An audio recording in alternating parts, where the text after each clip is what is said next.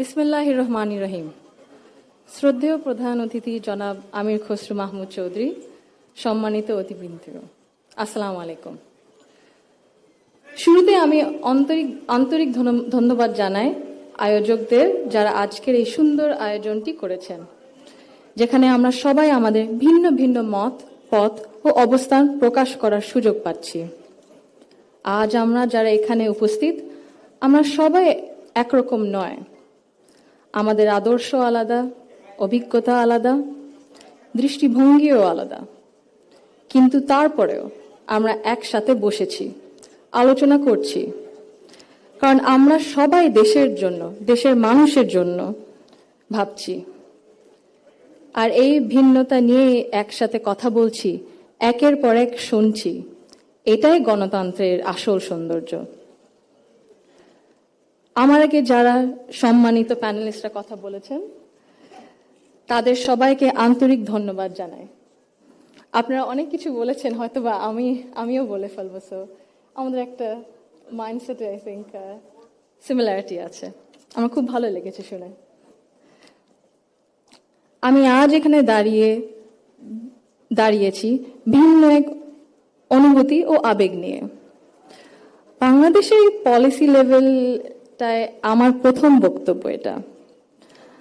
আমি এমন কেউ নয় যার কাছে সব প্রশ্নের উত্তর আছে বা সব সমস্যার সমাধান জানা আছে। তবু আমি বিশ্বাস করি, নিজের ছোট্ট জায়গা থেকেও সমাজের জন্য, দেশের জন্য কিছু করার আন্তরিকতা আমাদের সবার মধ্যে থাকা উচিত। আজ আমি এসেছি শুধু শুনতে, শিখতে এবং একসাথে কাজ করার মনোভাব নিয়ে এগিয়ে যেতে। Today's dialogue is about women shaping the nation. But before we speak about shaping the future, we must be honest about the everyday lives, realities shaping women's lives in Bangladesh. My earliest understanding of women's roles in society came from my family, as it does for most of us. Long before we encounter policies or laws or institutions, our homes become our first classrooms. They teach us what is possible, what is acceptable, and what is expected. In my home, certain things were never questioned. It was never questioned whether a woman could pursue an exemplary medical career while raising a family. It was never questioned whether a woman could build a nationwide social welfare organization on her own merit. It was never questioned whether a woman was fit to lead, to command authority in a room full of men. And it was never questioned whether the men in our lives would stand alongside the women in their lives as equals. My mother continued to excel professionally as a cardiologist in government hospitals, often in patriarchal settings, because she had encouragement and support at home to balance both career and family. In 1979, my Nanu, Saida Iqbalmand Banu, began using her own home to open a free elementary school for vulnerable and disadvantaged children. What began as a personal act of care grew into one of the earliest NGOs in Bangladesh, Shurubhi, creating meaningful and lasting change in young people's lives.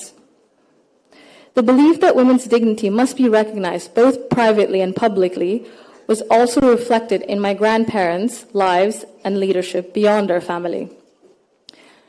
My grandfather, President Zia Rahman, understood that development was incomplete if women were excluded. He saw women as capable contributors at home, at work, and in public life. And that belief carried into the choices he made as a leader. Under his leadership, the expansion of the garment sector meant millions of women entered formal work for the first time, gaining independence and income. The creation, then, of the Ministry of Women's Affairs reflected a conviction that improving the lives of women and girls required intention and structure. These were not just policy decisions, but they were an extension of the values that he lived by personally. That foundation was carried forward by my grandmother, Begum Khaleda Zia, who understood the transformative power of education that gave women voice, choice, and confidence. Under her leadership, girls' education was treated as a right, not a privilege. free secondary schooling alongside program in secondary education, and became a model replicated beyond Bangladesh. আমি যদি একটু সময় নিয়ে actually একটা ঘটনা মনে এসেছে দাদুর ব্যাপারে, এটা বলতে বলতে। দাদু যখন আমাদের সাথে লন্ডনে ছিলেন গত বছর প্রথমের দিকে, উনি যখন এসেছিলেন তখন হাসপাতালে ছিলেন কিছু চিকিৎসার জন্য। ওখানে বিভিন্ন দেশ থেকে নার্স ছিল, ডাক্তার ছিলেন, এবং একটি নার্স ছিলেন নাইজেরিয়া ওয়েস্ট আফ্রিকাতে। আম্মা আব্বা একদিন দাদুকে সকাল সকাল দেখতে গেছিল, তো নার্স তারপরে বললেছে যে, ও আমি তো আপনার মাকে চিনেছি। আম্মু আব্বু বললো, কিভাবে? আপনার মাই প্রথম ইলেক্টেড প্রাইম মিনিস্টার বাংলাদেশের না? আম্মু আব্বু তো অবাক, হ্যাঁ আপনি কিভাবে জানেন? তো নার্স তারপরে বললো যে, আপনাদের যে উনি যে এত কিছু করেছেন এই মেয়েদের শিক্ষার জন্য, specially primary education, food for education, cast for education, এগুলো আমাদের সরকার ওই 35-30 বছর আগে দেখে ইমপ্লিমেন্ট করেছিল। আর ওই কারণে লক্ষ লক্ষ মেয়েরা গ্রাম অঞ্চলে, ওদের দেশে গ্রাম অঞ্চলে বিভিন্ন জায়গা সদরে এখনো শিক্ষা পাচ্ছে, অন্তত প্রাইমারি এডুকেশন লেভেলে। সো ভাবলাম একটু শেয়ার যদি করি, এখানেই করবো আপনাদের সাথে। জি। She also understood that education alone was not enough if women were not supported to remain in public and economic life. Supporting women to access credit, build livelihoods, and grow small businesses mattered. So did recognizing the realities of motherhood, of childcare, and that required systems being strengthened around maternity leave and childcare, which she did. That is because women were made to choose between family and participation in the economy. For me, these legacies show the values that I saw both reflected at home and in public. I was privileged to grow up surrounded by exceptional women, confident, capable, and accomplished. I was equally fortunate to have male role models, including my father and my grandfather, who valued those women and never felt threatened by their strength or ambition. In fact, the four most important people in my father's life, in my opinion, have been women for decades. And he has treated them with deep respect and reverence, not as an exception, but as the norm. Because of this, I grew up with what I now recognize was a skewed understanding of society. Living between Bangladesh and the UK taught me something important. Policies and access alone do not create equality. You can expand education, pass laws, set national targets, but if social norms and daily expectations and mindsets remain unequal, empowerment remains fragile. This is not about overt discrimination. Inequality often survives through habit and comfort, through what feels normal. In Bangladesh, women still perform around 85% of unpaid household and care work, spending over 7 times as many hours as men on this labor each day. This work is valued at 19% of our GDP and remains largely invisible in economic planning and national decision-making. This makes something very clear. Gender equality is not a women's issue. It is an economic and national issue.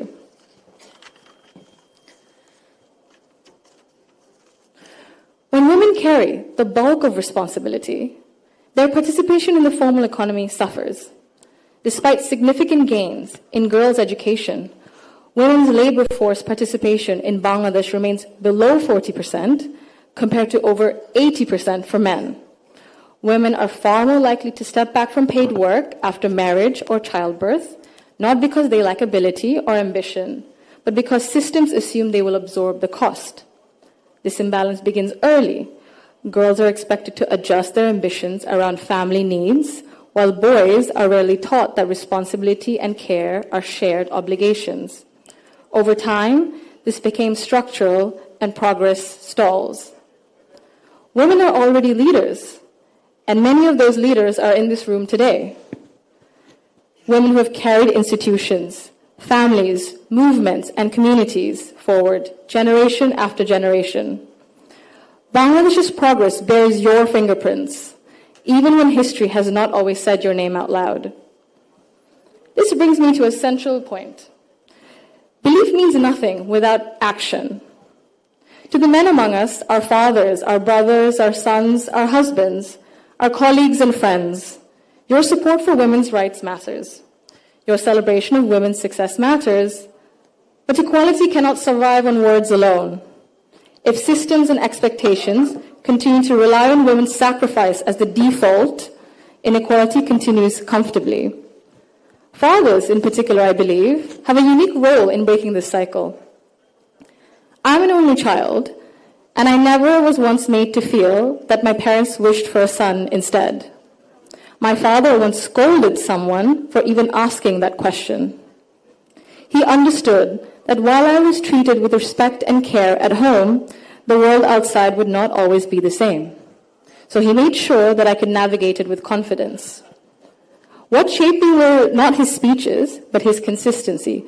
Through his daily choices, he showed me what I should expect from the world.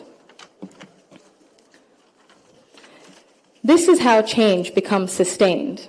When men confront in our lives, in our homes, unconscious bias honestly and model their behavior through respect and action, they create space for women, not just to survive, but to thrive. In Bangladesh, the cost of inaction is visible. Girls' dropout rates sharply rise during adolescence. Women in public life, in leadership, face harsher judgment. In Bangladesh alone, there's a statistic that 78% of women have faced harassment online, primarily from Facebook. Education and opportunity collapse if inequality at home and in mindset remains untouched. And for a country facing climate change, economic and political transition, demographic pressure, Bangladesh cannot afford to sideline half its population through exhaustion and social expectation. When women are welcomed rather than sidelined, they do not only change their own lives, they change the future of their families and the future of the nation. If Bangladesh wants real progress, not symbolic success stories, but sustained national development, then empowerment cannot stop only at classrooms, only in offices or policies. They must reach our homes, our institutions, and our mindsets, and it must be the responsibility of all of us. I thank you all for engaging in an inclusive dialogue today that reflects the true spirit of progress. Thank you.